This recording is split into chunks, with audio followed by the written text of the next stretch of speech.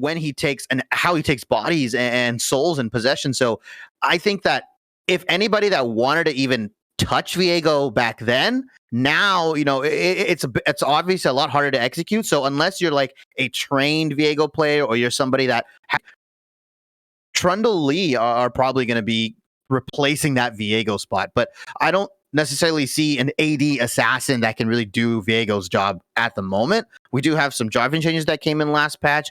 We have a lot of system changes with the fleet footwork, with different junglers. Kane got buffed as well, Blue Kane specifically. So he might fill that assassin niche if people are willing to play it, but he's, again, one of those champions that takes a lot of games to really get proficient with. I think another one of the points I'm looking at here is to see J4 come back in the meta when Jhin, Varus, Caitlyn are all strong ADCs. That Cataclysm just gets better and better and better. So he's been looking really good as a jungler here, but we're going to hop into draft, I think, shortly here as we got our featured matchup ready to go. Looking forward to this one. Of course, it will be Glacial Mingos on the blue side here, up against Divine Ascension Emerald on the red side. And we talked a little bit about Viego. I don't think any really massive buffs came out for anyone. There was, of course, the Amumu rework, but I don't think any jungler is going to be comfortable playing a champion that's been out of the meta for what feels like multiple seasons at this point. Yeah, and right now the jungle meta is super early game focused, right? And overall the game is pretty early game focused. It's whoever can get that early jungle lead and that support that can just start roaming as early as possible. And we're kind of shifting towards a weird kind of 3v3 mid meta. It's support jungle and the mid laner versus the other support jungle and mid laner, and they just fight over crabs, they fight over objectives, they fight over mid prio and pressure, and then they just, whoever wins that tug of war either dives bottom or they dive top. And if they're diving top, obviously you're a sad guy, you just have to TP back, and if you're diving bottom, obviously you're still sad, right? You're the ADC, you need a lot of farm. So I like this meta. It allows a lot of action, but I think teams have to be more mindful of early game junglers and just getting that pressure going as we are getting straight into the bans. The Mordekaiser, the Shaco, and the Urgot ban coming out from the Mingos. So I'm not really surprised by this Mordekaiser or some of these bans coming out from Divine Ascension Emerald, as these were just some of the picks we saw from last week, actually. With the Varus, the Echo, and the Mordekaiser, these were all picked up last week by both of these teams. So they're just kind of banning out whatever they were successful on and found their wins on before. Immediately locked in, though, is this J4 and Divine Ascension Emerald, happy to pick up one of the marksman junglers for themselves. Yeah, they also paired it up with the Ziggs bottom, which is really nice. I love it when teams understand their composition. They say, hey, we still need a consistent AD threat with this Ziggs. They're probably not going to go for the Lucian mid there because of all the changes that happened to him as well. Tristana mid's kind of outdated. You have to kind of pick that as a counter pick. Although I'm not sure I love the J4 pick ban or first rotation. I would have loved to take something a bit stronger. Kindred can be seen as kind of a counter, as she can dodge the EQ with her Q. The Cataclysm doesn't really affect her because she can drop her Lamb's Respite. She can drop her ultimate. And I think just Kindred wins that battle, if it goes over like the 3 to 4 second mark, because J4 is just an autoing machine with his flag, while Kindred has the hop, the heal, the marks, all that extra damage pumping out. But we see the Set and Lucian actually being picked up.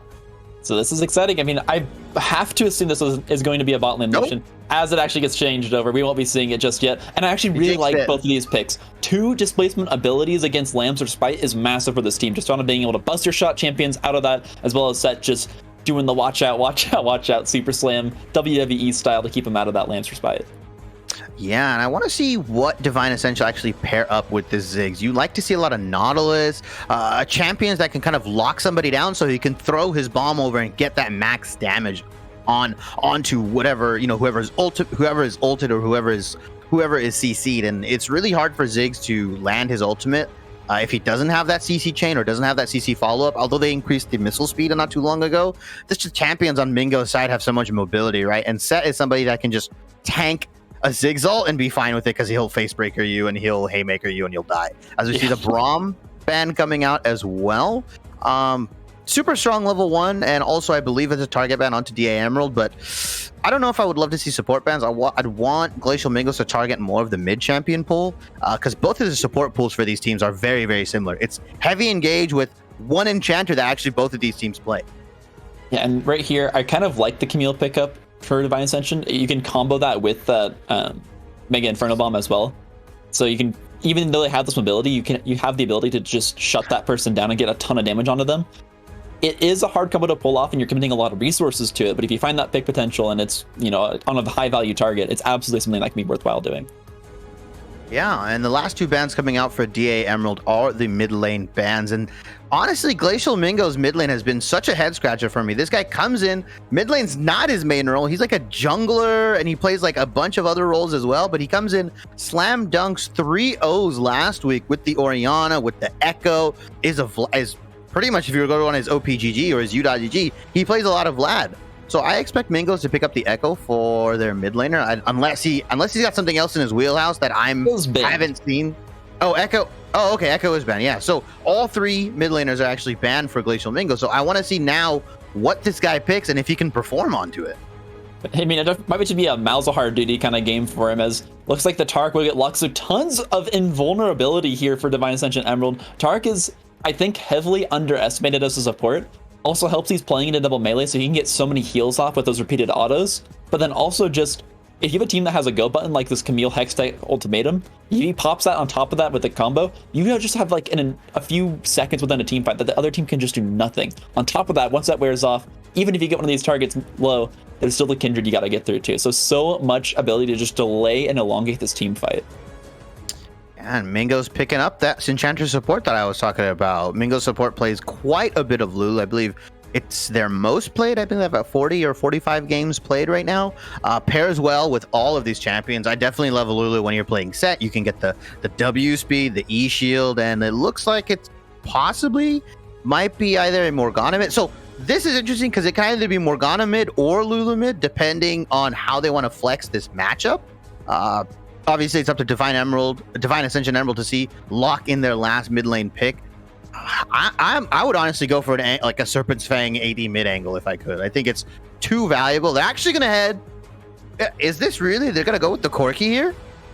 I mean, it wouldn't be terrible. I feel like they have maybe just too much range. It will actually be a team fighting ultimate, so they're going to lock in the Nico.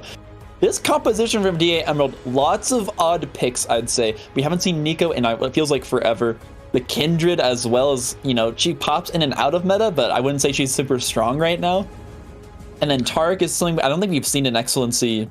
I didn't see it once last split. So 3 picks here that I think are super exciting for DA Emerald, where Glacial Mingos has a very cut and dry style here. It looks like they're trying to play around this Tristana as much as possible.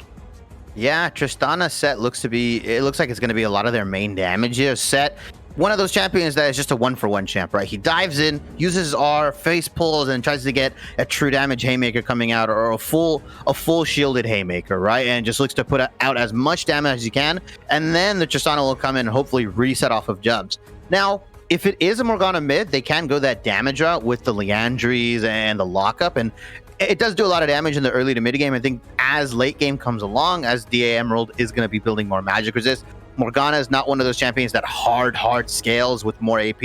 I expect her to build a lot more utility, probably. You know, you can go the Zonya's rush. I mean, Liandry, Zonya's, and possibly, you know, an Abyssal Mask. You can also go like a Riley's Crystal Scepter. I don't expect her to build like a Void Staff or a you know, Death Cap as most mid laners do, like maybe the Syndra or the Orianna. I just don't think she's going to get that much income. She's just going to be stuck mostly on wave clear duty if she's in that mid lane. My biggest worry is that it almost feels like they were forced onto this support mid style. You mentioned earlier how all the mid champions were banned out for this team. They didn't have anything left. So the fact that they had to go to Morgana and Lulu as potential mid picks, I think it's a little bit scary. I mean, if you are being forced into this style, it doesn't really feel like something that they opted into. It feels like they had no more picks left, and they were like, all right, well, I guess we can try putting you on a support mid.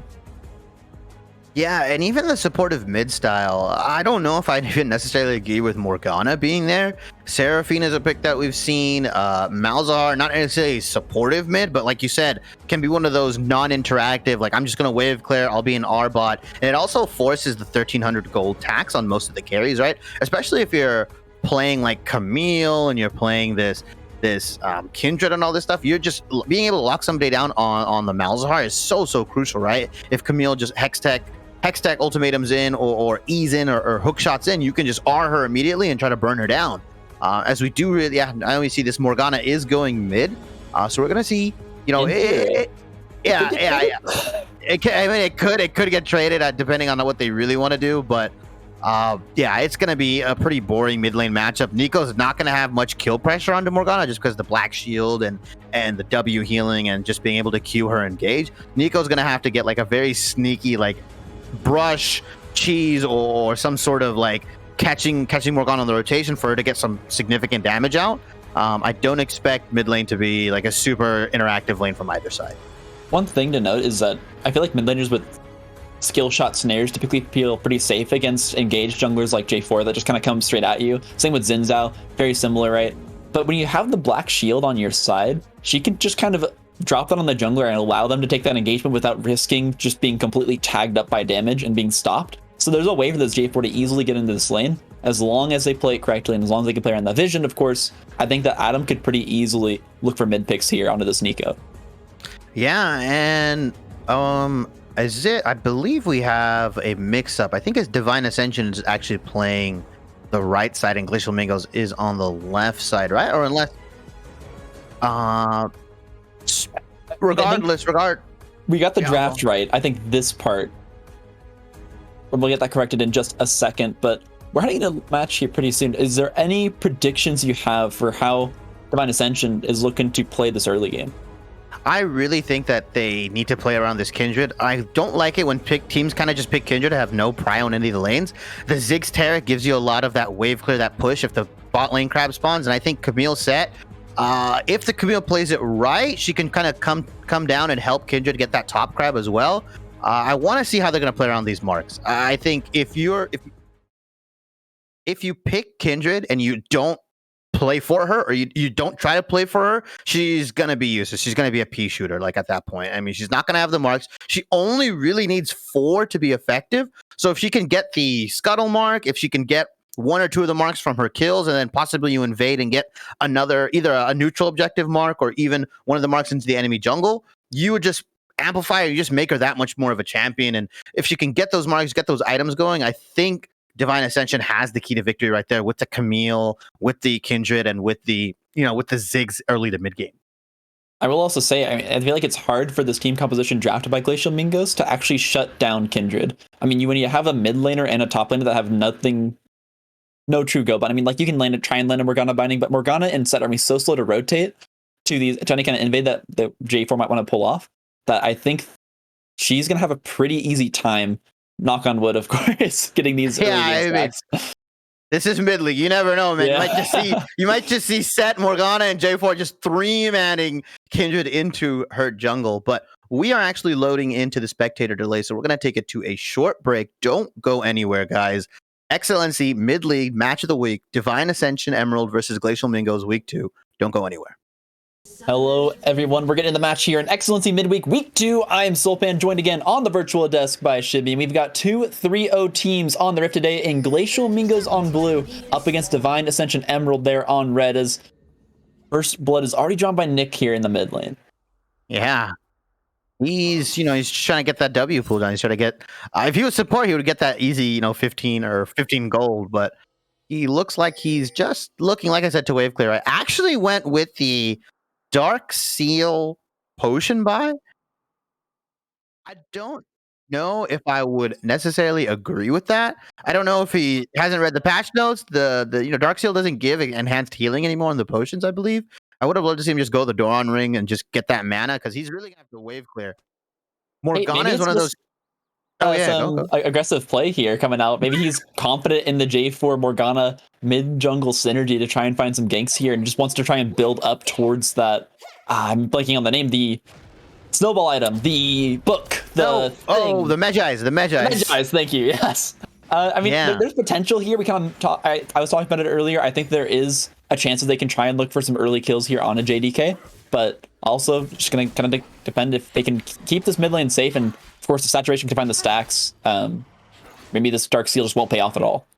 Yeah, I mean, the thing is, Nico has the three potions, right, on the corrupting potion. So usually what they'll look to do is once they hit level 2 or 3, the mid laners, they'll just aggressively trade with the enemy mid laner, burn all their potions, try to get a push, and then get like a free recall off, and then teleport back in, right? And that should lock Nick in lane, and it will force him to miss some CS. We're gonna see if they actually implement this strategy and whether JDK is actually going to just trade super aggro and just look to burn the HP of Nick Swan to get the free recall off, or if he's going to use this more sparingly and try to use it more as a sustain tool rather than a heavy trade and aggressive tool. So I have to admit, I haven't seen this before. Adam opted to go straight to Gromp instead of going red-blue Gromp. I'm not sure if there's any difference in how that affects your clear, but interesting nevertheless. Yeah, J4 wants these single target camps just to hit level 3 as quickly as possible, but I don't know what the difference is.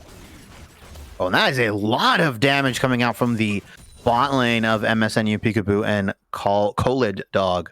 I'm just gonna probably call him Dog for the rest of this cast, but yeah, that stun combo into guaranteed bomb is so scary, right? It works essentially the same as the Nautilus. If you get a hook, you can just lock them down and get the mines off, get the bouncing bomb, which is just so much damage into that early mid game.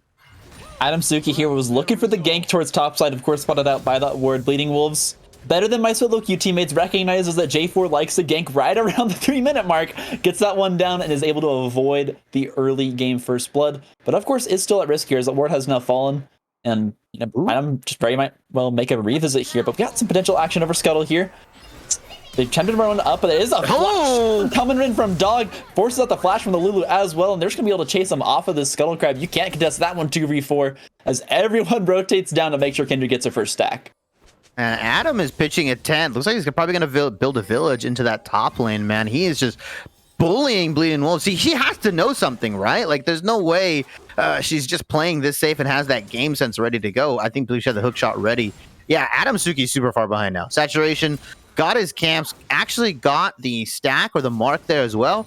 Will be content on just farming up the remaining camps, while J4 is just going to be behind. And in this case, if you're going to play a farming scaling war against Kindred as J4, you're just going to lose, right? You're going to be useless. You have to get these ganks off, and none of his lanes are really giving him anything, right? Morgana's going to shove Nico in. Tristana and Lulu naturally shove as well. So really the only lane he can look to gank is top lane, unless he big brains it and is there for a counter gank.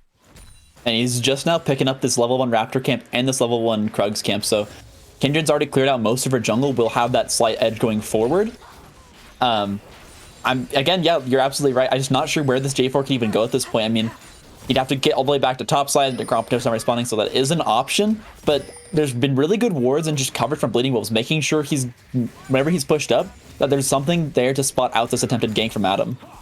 Yeah, and pings are going out to that Gromp. Kindred looked like she wanted it, but kind of unsure where the J4 is, as TJ Lanier and Bleeding Wolves fighting it out. And they did now spot out this Kindred topside, so I'm imagining we're going to see a direct path towards this Gromp from Adam to make sure she doesn't get another stack. But she's just going for the recall, so not even worried about it. You do see blue pings going down on that stacked Gromps. But, I mean, again, it's just Glacial Mingos not really finding the early game proactivity we need them to find success in this game. Yeah, and like you said, they kind of have their baskets in the Tristana area, right? They all their eggs in the Tristana basket. My bad. With the Black Shield, with the Lulu Shield, the Overgrowth, all that kind of jazz. They're probably going to build Ardent Sensor for her. So I mean, yeah, they should look to make early game proactivity with the Jarvan, but also, if Tristana's pretty fine just scaling up and getting as free of a lane as she can, and just scaling up with the items and getting an Ardent Sensor, and coming into these objective and coming into these team fights, with a Kraken Slayer, with a PD, or with a rapid fire cannon or a LDR. But this early dragon is gonna go over to Divine Ascension Emerald. I really like the heads up play. They have to know that Jarvan's on the top side taking the Gromp because of the mark. I mean, good stuff here from them. I mean, they're just finding objectives. They're not allowing this J4 to find any ganks. They're tracking him super effectively, mostly on the back of Bleeding Wolves. But in truth, I mean, as long as your lanes play safe and this J4 doesn't find anything early game, you are slowly building that lead on the Kindred. Honor the mountain. Yeah, and, like we mentioned, Kindred's fine, just scaling up, getting her items as Chandler Clark is in. Yeah, he's jumping on it. He actually flashed forward to dodge the stun, so Chandler Clark is all the way in, trying to jump to follow Ziggs. Will get completely zoned out by the satchel charge, and now the EQ combo onto saturation on the side. He's only level 5. He doesn't have lamps to fight just yet. We'll find first blood. Adam Suki turns it around, and even though they were looking at the bottom lane, it's actually the jungler that falls as TJ Lanier gets a little bit of a trade here on the Bleeding Wolves. Yeah, and pretty much Saturation did exactly what we told him not to do, right? Eat the EQ combo, eat the enhanced auto from Jarvan. Pretty much tried to counter gank, but at the same time, Peekaboo and Cold Dog were pretty much out of the lane. They were gone, right? They satchel charged out, they used all their CC, they used all their abilities, and it was kind of just Saturation versus the other three, and Lulu didn't burn any of her abilities there. Still had the polymorph, still had the Q, still had the E, and was just ready for this J4, ready with this J4 to kill this kill Saturation. Soul Shackles are out. Will land the stun, will land the snare, and now I'm gonna pop the ult here as it gets knocked into tower. Great usage of the Unstoppable to make sure he can get through that stun, and the flash out will find yet another kill here in the middle lane. Nick setting that one up, and TJ Lanier with the dunk. Yeah, and really perfect timing from TJ Lanier, right? He recognized that his mid lane's gonna go for a play. Nick Swantek hits the Q, hits the, keeps the Soul Shackles onto her, hits the stun, and JDK didn't have a big enough shield with his R. Actually, I wouldn't call it a solo kill, but just able to set up his team for success here, and that's what we want to see out of these support mid laners. I mean, yeah, absolutely. I mean, we talked about earlier how they had the kill pressure. It wasn't coming out from the jungler. It was actually the top laner that had to roam down to find that one. And he will lose a little bit out on the CS war here in top lane. Do you see Camille eating that larger wave that was built up? Happy to just slowly come out to a slight lead here. But, I mean, again, even I was actually completely wrong. The Camille has been building a wave. So TJ Lanier's going to lose almost nothing here as he's walking into a cannon wave with plenty of casters in it. Yeah. And they're gonna actually call the Jarvan 4 here. He probably suspects something when you build this kind of wave. You try to, possibly crash it. May look to dive him, but Adam Suki's here with the Cataclysm. Bleeding Wolves has to get out. Yeah, I mean, I'm just not sure about trying to roam up here for this Camille. Your set already burned the Showstopper, so there's no really way to pull this Camille back towards your Jarvan. And Saturation now has arrived here as well. Might be looking for the invade. You can try to go bottom lane and gank this just on a Lulu, but they're so safe, right? They're super safe right now. They have the rocket jump, they have the overgrowth, they have the shield, they have the polymorph. Like, Kindred has to kind of come in post gank and look to turn stuff around or play with this Camille in the 2v2 and just try to win that 2v2 top, as Bleeding Wolves is putting a lot of damage down. That's a little risky there from TJ. Did have Jarvan in the wings, so was feeling pretty safe. Might be looking at the budget Malphite ultimate here from Chandler. He's hiding in the bushes, waiting for them to make a move towards Gabe. I mean, you always go for that rocket jump in and then hugify directly on top of 2. Oh, but a great ward. There it is. Dog dropping it all the way over the wall. Manages to find that one perfect spot where you can actually ward that river bush. So able to spot out the potential play that they are trying to set up here with the Tristana. That was a nice ward from Cold Dog, like you mentioned, right? Now, you don't really see that too often, or you don't see highlighted, right? You just see that ward there. You'll see, oh, how did it get there? But you won't see the expertise, the clicks, the mouse movement, the savant status of these guys able to, get the budget Malphite ult and really just seek it out and ward it out, essentially. But now, it just feels like Saturation just walking around farming. Yeah, again, as long as Adam Suki isn't finding ganks, you're in theory building a lead against him. But here comes the Hexa ultimatum. Bleeding Wolves wants to try and find this 1v1. The Lanier has already used, but here comes the Showstopper. Yeah, I don't. Him on in, and just like that, picking up the solo kill in top lane. Yeah, I don't know about that. Bleeding Wolves took that fight thinking she had the edge, but it's a set, right? I mean, they still have the shield. He still had the Showstopper, the Haymaker. I mean, there was so much there that, Set was doing. All he was really doing in that fight, as we see Adam Suki getting engaged on. He is marked. Will try and use the Black Shield, but there's too much damage. Will drop him instantly. Here comes the Soul Shackle's going to stun him up inside the Lance Respite, but no one's going to go down just yet. MS Peekaboo on the roam. Will join the fight, and they will pick up one, but here comes the teleport as well. They're going to completely counter engage on this one. Gabe on the run will be able to flash out. Will burn the flash, will burn a few summoners, but it's only one going down for Glacial Mingos. Yeah, 1-for-1 even trade, it looks like. Mid laner for mid laner, but this just gives Divine Ascension Emerald the ability to take Dragon on command, and they're going to stack these early dragons. They're going to look towards the Mountain Soul, and it'll probably be, if they're taking these dragons on cooldown, a 22 to 23 minute Mountain Soul. So if they just keep stacking these up, getting these picks off early, I mean, it can be a really hard team to kill for Glacial Mingos. These first two matter a little bit less for their team, though, right? They're still falling behind in gold, and as long as Glacial Mingos can find these fights around these objectives later on with the gold lead that they're slowly building, I mean, they're playing it smart, they're playing it safe, they're not overcommitting to dragons while they have multiple members down, so it's keeping them in this game and just denying a gold advantage on top of the dragon advantage for Divine Ascension Emerald. Yeah, a lot of that gold is parked onto the set, though, right? It's about 800 or so of that gold is on the set, so he has to be there in those fights, right? In that mid lane or in that river fight that they had that happened, Set wasn't there, Camille wasn't there, and we saw just the power of Divine Ascension Emerald's composition, right? It was a you know, Nico ultimate into the long range bomb, into the Kindred auto attacking, and then he was able to survive all the damage as well, or at least stall long enough for Cold Dog and Peekaboo to come in and clean up any kills if they needed to. Well, in mid lane, Morgana doing what she does and is just constantly shoving this wave on in. Feels like Nico just doesn't have the mana pool, honestly, to deal with her. She does have that lost chapter, but with Morgana already onto the Leandries here and just continuously shoving in, she's going to burn through even the lost chapter mana super quickly. Yeah, and the first roam coming out of Cold Dog here, I think both of the laners, or both of the bot lanes were, you know, stuck to their ADC now as we see Cold Dog going on to TJ Lanier.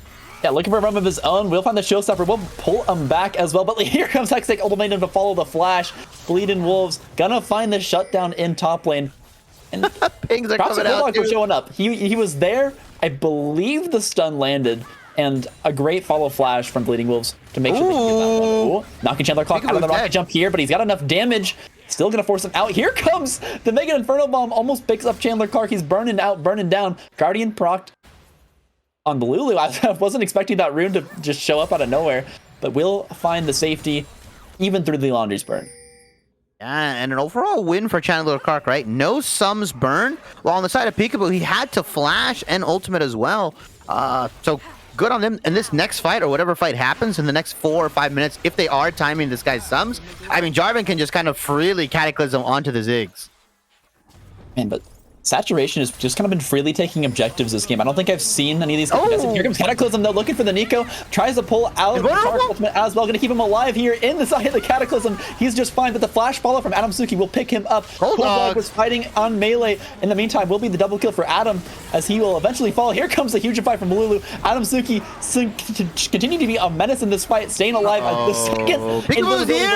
No one's going to die just yet. Ziggs has arrived, but he's got no damage. Another EQ follow from Adam Suki as he chases all the way through the fight to pick up 2 more. Peekaboo's next to fall, and I think that might be an ace actually here for the Glacial Mingos, turning that fight on its head. It looked good at first, but there's no way to come back in that fight.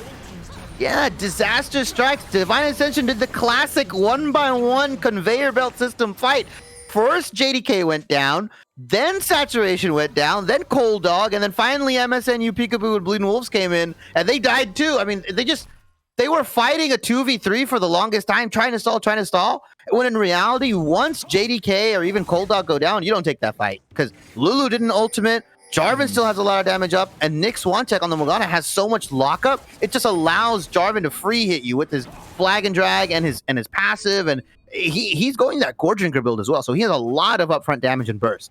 And honestly, I thought it looked really bad at first. Cataclysm underneath tower, while the Tark ultimate keeps the Nico alive, and she can pull off the stun there as well, without fear of dropping.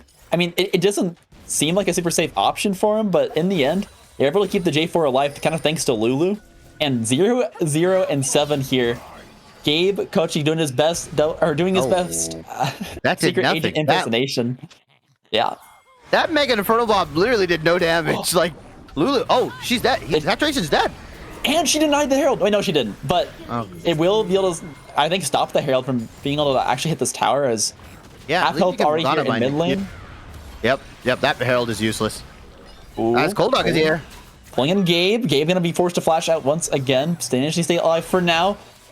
Black Shield already used. Nick Swanson going to take a little bit of damage. but he keeps the Lulu alive, keeps himself alive, and they're able to just disengage on top of fighting the kill and on top of killing off the Rift Herald.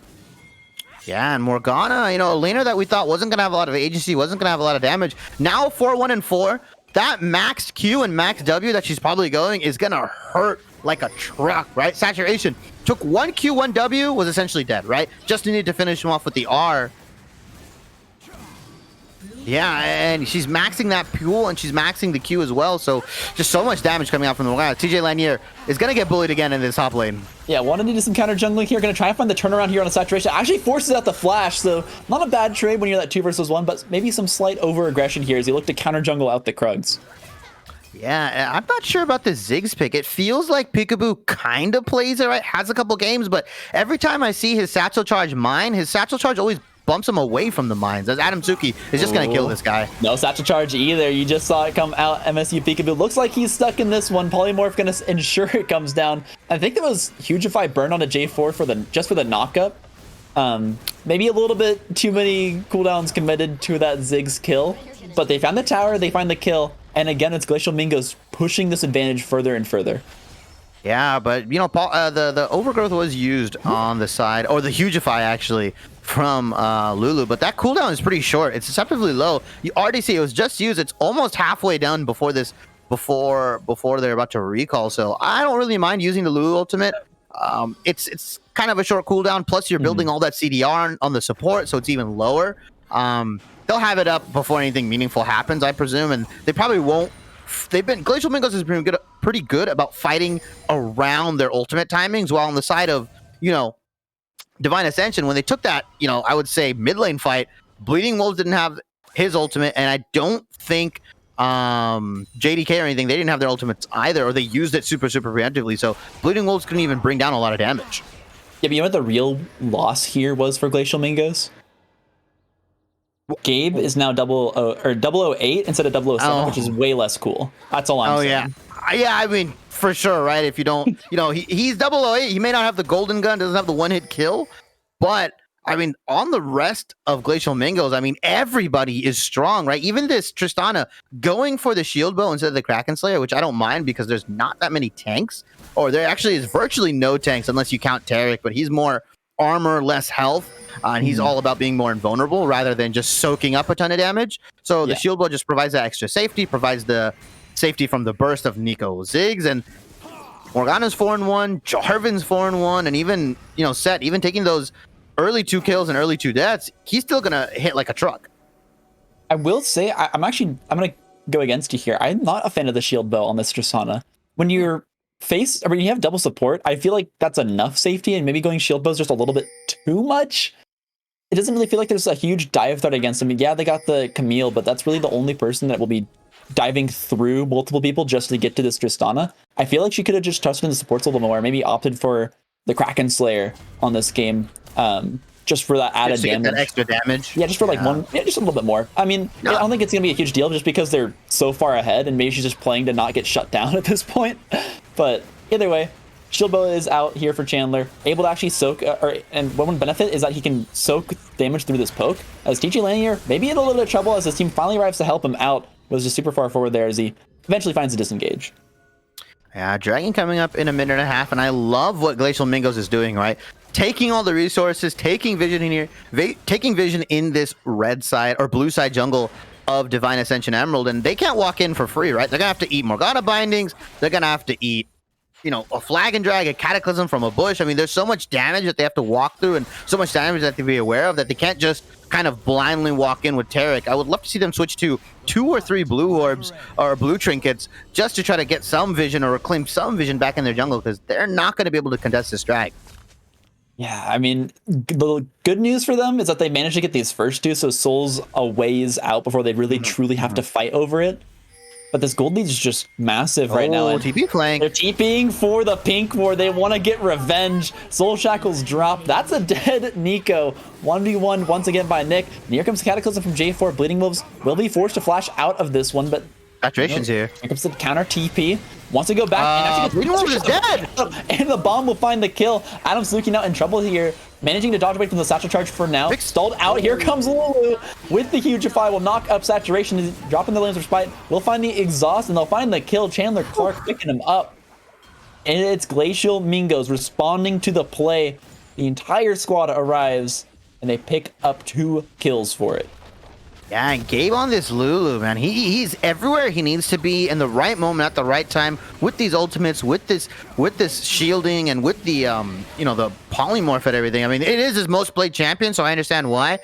They're probably, I assume Divine Ascension is going to ban this out next game if they lose, because it is just wreaking havoc and has saved Adam and has saved Glacial Mingos more times than I can count. I mean, they managed to dump 3 bans onto this mid laner, and he's still popping off here. 5 and 1 on Morgana, which is nothing I would expect to say. Here comes Showstopper, lands onto 3. Tark popping the ultimate immediately to follow. A great stun from TSM JDK, but is it enough damage? Set's still alive. He's actually going to pick one up with the Haymaker, picking up the double kill. There's Camille into the backline, but she's 1 versus 3. Nick chasing out that last remaining member there from Divine Ascension Sapphire. He actually flashes out. Chandler Clark picks him up. And now it's Nick and TJ Lanier on the 2 versus 2. Goes golden. Nick Swanta keeps himself alive for now. Flashing out. Will not land the binding. Chandler Clark's over the wall here to follow. And all of a sudden, Tristana's finding the resets. 1 shutdown does go over, but it's 18-5. Chandler Clark actually got juked. He put the legs on there. Breaks some ankles. Chandler Clark looked lost as JDK manages to escape. Yeah, he shouldn't live there, right? Just keep autoing, but they're actually going to go for this Baron. A 4-4-1, or a 1-for-4, actually. So Glacial Mingos only lose 1 of their guys, while Divine Ascension lose 4. And it felt like desperation, right? You saw Bleeding Wolves trying to get the Cinder Clark as this Baron, Lord Baroni, is going to get his sacrifice. Madame Zoni, they didn't go up the mountain. They didn't feed him the onions there. Okay, yeah, they're gonna get out of there. They're gonna get out of there. They don't have the damage and they don't have the health bars ready to take this Baron. Not a big deal. They are almost 10,000 gold up, about 9,000 right now. They can take this Baron whenever they want. They can win a fight and choose when to fight whenever they want. While Divine Ascension is on the back foot. Yeah, that's a good way to put it. I want to know how many stacks this Kindred's at.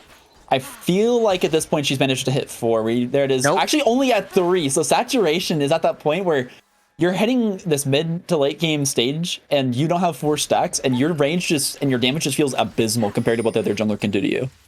Yeah, and you're supposed to be that ranged quote-unquote 83. That Saturation is just going to get jumped on. He's dead. Doesn't have anything to get out. Chandler's playing an assassin as he jumps on in.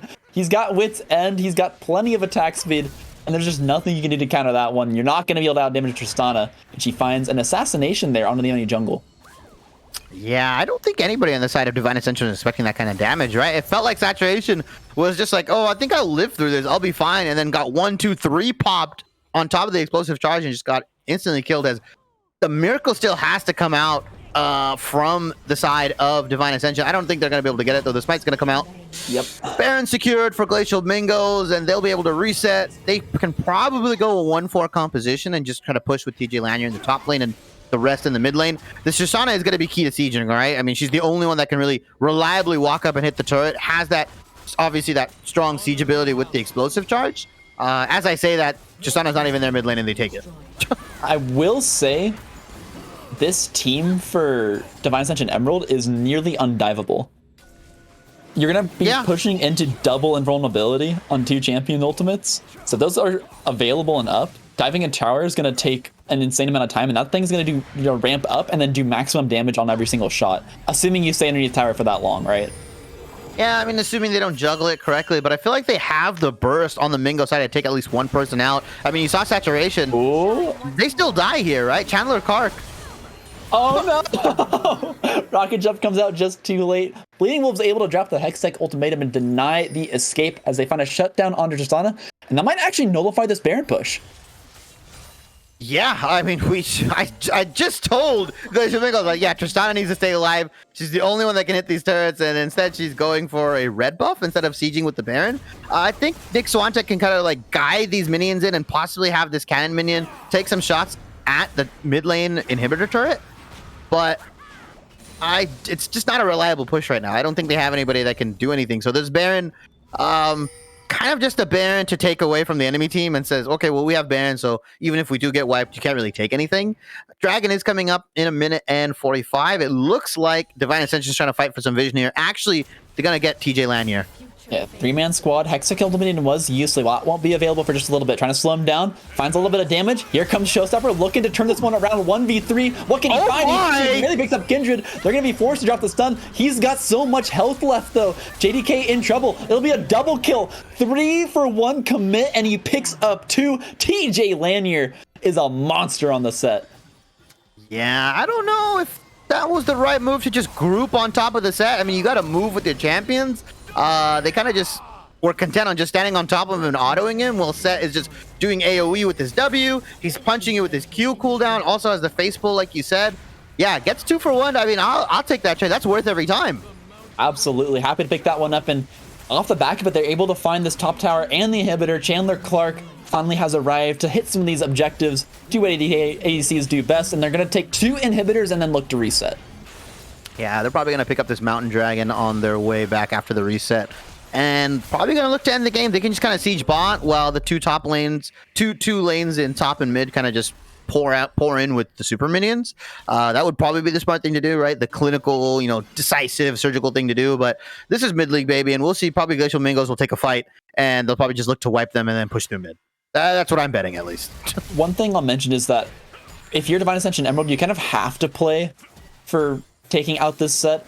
They sent 3. In theory, it should have been enough. I think maybe they underestimated him and were trying to save ultimate cooldowns because the stun from the Nico came out pretty late. Maybe just going in a little bit too close to this set and just getting in melee range. They needed to be more respectful of Showstopper. But when you're playing this far down, you have to pick up that side lane push and then look for a team fight. It's the only way we can kind of turn around a game like this. But at this point, they got 3 Mountain Drakes. They've got a 12k gold lead. They got 1 more tower and 1 more lane to siege. It really does look like a Glacial Mingos victory. I'm seeing this correct. Is that a demonic embrace on that Jarvan? Huh. Adam knows something I don't know, because that demonic embrace is probably going to be valuable. Getting the extra burn on maybe the E, I'm not really sure. I think it's for the tanky stats. If he hits multiple people, he gets tankier. I feel like there's better items he could have gone. This might be just some slight troll building from Adam, as they're just so far ahead. Yeah, I'm gonna have to say I don't believe in this one. You don't believe in the... Here comes the engage. As the fight comes out. 3-man Cataclysm as the invulnerability will come out. He's gone golden. He's gone large as Hugify did come over the wall. Adam's just trying to go forward. He actually misses the EQ onto the Ziggs in the backline. And he's being forced out. There is Nick on the backside getting... This is a messy fight. Yeah, everyone's back and forth across the board. Nick barely managed to win against Nico. Showstopper comes out to pick up Tarek. There's still Bidding Wolves left alive. He picks up 1 on the Morgana, trying to chase down the Trist. We'll get Buster Shot back out. On the Morg. And actually, they managed to turn around a fight. I thought these guys were nearly undieable. They don't need to be. They're Peekaboo. phenomenally. MSC Peekaboo just dies. Chandler Clark gets away. I don't know what's happening at all. I'm just simply confused. And honestly, I had a hard time keeping up with that fight. You talked about it earlier, right? Diving Divine Ascension is not that easy. The Terror Cult came out. Bleeding Wolves kind of went untouched. Has that Divine Thunder. Has the Death's Dance as well. I mean, he's going to be hitting, pretty hard with all the maxed out abilities of Camille, and just, famously just has the Cho'Gath R on her Q. But a very messy fight coming out from Glacial Mingos. I would love to see that executed a little bit cleaner. Jarvan did have 3 in that Cataclysm. You'd love to see, Tristana jump over, maybe Morgana flash over, get R, or get the chains out. But yeah, I don't know, that maybe the troll build will look to bite them in the back, but I don't know. I still think Glacial Mingos is just so far ahead. They can take this Baron. There's still 10,000 gold ahead. So one fight in their base does not mean that, Glacial Mingos have thrown the game. Yeah. I mean, if they get this Baron, there's 1 inhibitor left on the map for them to go after, and 1 Nexus tower. It's plenty of Baron to crack that open. Nick is on the flank here as well, just getting some early poke down before this fight even starts. It's going to make it look worse and worse for Divine Ascension Emerald. They're going to be forced to walk into this Baron. You really can't not contest this one, but they might just opt to try and get some mid lane control. I'm just not Sure. Yeah, it's already going down. This Baron's already getting It's over. gonna go down super quick, right? Wits End, Lord Dominic's Regard, Shield Bow. I mean, this Shushan's gonna take it out. They have the redemption. Ooh, the steal! The steal! Oh, Okay. It was close. It was close. I got hyped for a second there, and I was like, no way. Completely blind. Would have been the Mega Inferno Bomb of all Mega Inferno Bombs, but unfortunately Adam's just too good with the smites. Happy to pick that one up. Looking for a potential engage. Almost catches Nico recalling there. And it will be the last stand made around this inhibitor and this Nexus Tower. And it's just a question of when will they opt for the fight. EQ combo means that it will actually be Adam deciding the conditions of the fight. Two-man Cataclysm as well as the invulnerability does come down. Kicking away the Nico is massive with that Buster Shot. But there's an invulnerable Camille on the backside trying to find some damage. We'll go golden as well as meanwhile the front side of the fight. TJ is picking up someone. Camille has still alive. Adam's going to pick up one himself. Saturation looking for Nick, but he's very low. Does no damage. Again, Jarvan is just popping off on the backside of the fight. Mammoth Peekaboo forced to flash out. Nexus is open. And it will finally be Glacial Mingos picking up their last inhibitor, picking up the win here in game 1. Yeah. And a 28-11 scoreline, but a 2-9 Kindred kind of just shows exactly what this game was, right? It felt like the 80 threat that they were supposed to have, the consistent 80 damage, it wasn't there. It wasn't ready for them. They weren't able to push this Kindred out. It looked like, you know, she got the early mark. She got another mark in the top lane, the neutral objective as well, but she just couldn't get to that fourth mark in time. She couldn't get to her items, and I don't know, just one or two bad engages. I think the turning point for me, and I think you probably know where the turning point was as well, Soulpan, was that mid lane fight where DA Emerald just kind of conveyor belted into that fight, just one after another, into that meat grinder that was Glacial Mingos, and that pushed them up to, like, I believe a 4,000 gold lead. I think that's what happened. Yeah, absolutely. I mean, at that point, they had 2 dragons, and they were only down, I think it was just 2-0 lead for Glacial Mingos on kills. So if they could continue to just play the game slow, let the Kindred farm up, let Jarvan just fall further and further behind, I feel like they could have had a chance, but maybe just slight overcommittal there, and too much belief in the invulnerability of the Tark and the Kindred to allow them to find the fight that they needed in mid. Well, it's just they weren't... It felt like DA Emerald never fought as 5. Right? I can't recall where all of them came together. They got, you know, the dream fight going for them. It just felt like, you know, part of their pieces were here, part of their pieces were there, and they tried to execute on them. They're like, okay, well, we have invulnerability here. We can definitely kill this Jarvan, Lulu, Morgana, right? Oh, wait a minute. We don't have enough damage. Wait a minute. They have the Polymorph. They have the Shield. They have the Hugify. They have all the CC, and wait, we can't even touch this Jarvan. Wait a minute. This Jarvan has Gorge Drinker. He's 4-1. And he's just killing me, right? And Glacial Mingos took the right fights, and they played around their composition better than DA Emerald did. I don't necessarily love Emerald's picks. I think they're getting a little too cute, right? With the Taric, with the Nico. I mean, there are a lot better options here.